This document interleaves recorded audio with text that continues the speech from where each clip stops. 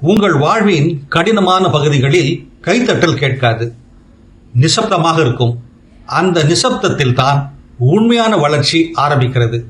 அப்பொழுதுதான் யாரும் நம்மை பார்க்க மாட்டார்கள். நீங்கள் திரும்பவும் கட்டலாம், மறுபடியும் யோசிக்கலாம், எழும்பலாம். சிரமமான தருணங்களில் நீங்கள் ஞானத்தை பெறுவீர்கள், முதிர்ச்சி அடைவீர்கள், பயத்தை போக்குவீர்கள். வேதனை உங்களை அழித்து போடாது, சுத்திகரிக்கும். பசி உங்களை ஓய்வெடுக்க விடாது. நொறுங்கிய உள்ளமும் உங்களை ஞானமாக்கும். தனிமை உங்களை விழிப்புள்ளவர்களாக்கும்.